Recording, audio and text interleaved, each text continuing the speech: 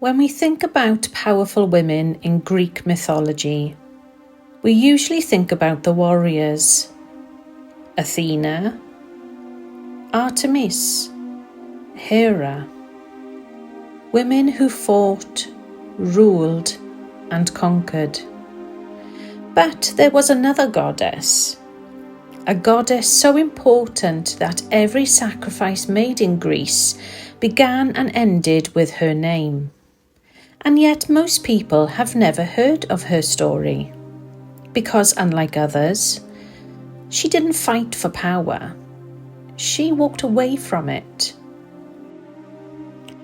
What if the strongest woman in Olympus wasn't the one sitting on a throne? What if she was the one who willingly gave it up?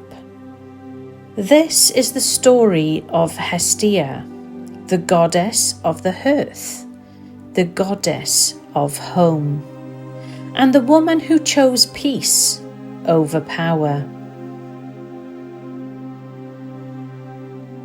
Hestia was one of the original Olympian gods.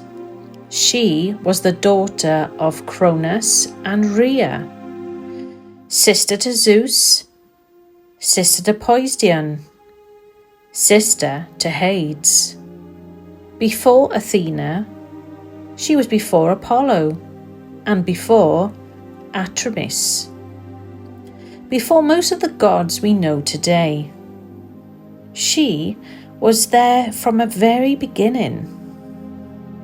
But unlike her siblings, Hestia wasn't interested in ruling kingdoms. She wasn't interested in war, and she certainly wasn't interested in revenge. She wasn't even interested in proving herself. In fact, throughout all of Greek mythology, she appears in almost none of the famous battles. No dramatic feuds, no epic rivalries, and no endless revenge stories. Instead, Hestia became the goddess of something surprisingly ordinary: the hearth fire. The fire that burned in every home, the fire that cooked food, the fire families gathered around, the fire that represented safety, belonging, warmth, and home. And maybe that's why people forget her, because fireballs are exciting. But keeping a fire burning every day, that doesn't make headlines now, does it?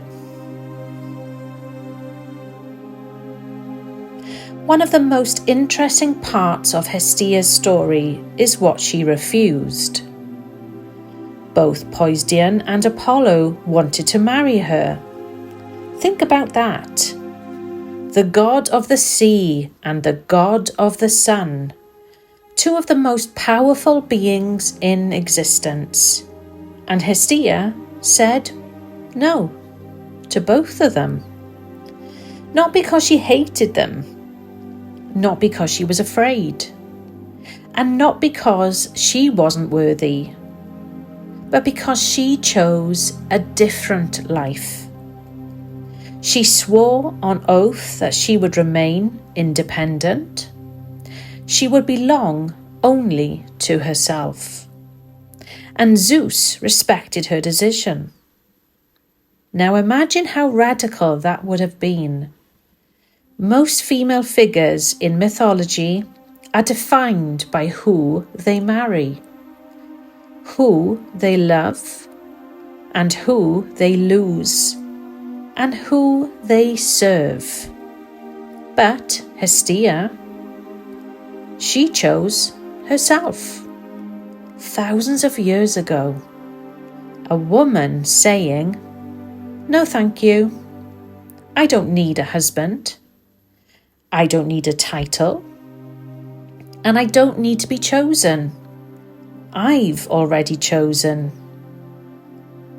That is a very different kind of power. The strange thing is this: most of us have been taught the opposite. We're taught that success means more achievement, more responsibility, more visibility, more productivity, and more of everything. And if we're honest, many of us are exhausted, especially women. We become the emotional support system, the organizer, the fixer, the helper, the listener, the planner, the person everyone calls when something goes wrong. And somewhere along the way, we forget to ask what we want. We become so busy maintaining everybody else's fire that our own fire goes out. That's why Hestia feels so relevant today, because she reminds us that not every path leads upward. Some path leads inward, and those paths matter too. Modern culture often celebrates noise, the loudest voice, the biggest audience, the most followers, the most attention. But Hestia represents something we've almost forgotten: the courage of a quiet life. Not a small life, not a meaningless life, a quiet one. There's a difference, because choosing peace in a world that profits from your stress, that's courage. Choosing enough when everyone else is chasing more, that's courage. Protecting your energy instead of constantly proving your worth, that's courage. Hestia understood something that many of us learn much later. You don't have to attend every battle you're invited to. You don't have to win every argument. And you don't have to prove yourself to people who have already decided not to understand you. Sometimes the strongest thing you can do is tend to your own fire. If Hestia were speaking to us today, I don't think she'd tell us to work harder.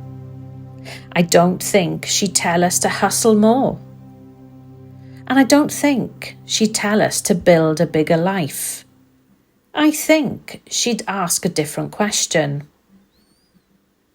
What are you protecting? Not your reputation, not your job title, not your social media profile, your flame. The part of you that's still alive underneath all the expectations. The part that still dreams, still hopes, and still remembers who you were before the world told you who you should be. Because a fire doesn't stay alive by burning brighter and brighter forever. It survives because someone tends to it. It protects it and feeds it and respects it. And maybe that's the lesson. You don't need to become more. You may simply need to return to yourself. The Greeks believed that every home carried a sacred flame, and as long as that flame burned, the home lived. Maybe the same is true for us. Maybe there is a fire inside of each of us, a quiet fire, a patient fire, a fire that doesn't need applause or approval or permission. just attention. Hestia never became famous because of battles. She never built an empire, and she never conquered the world. But she protected something far more important: the place people returned to when the battle was over. And perhaps that's why her story still matters. Because in a world that tells us to become more, Hestia whispers something different. Come home. Not to a place, but to yourself. And maybe that's where the real power begins. The strongest fire is not the one that burns the brightest. It is the one that never goes out.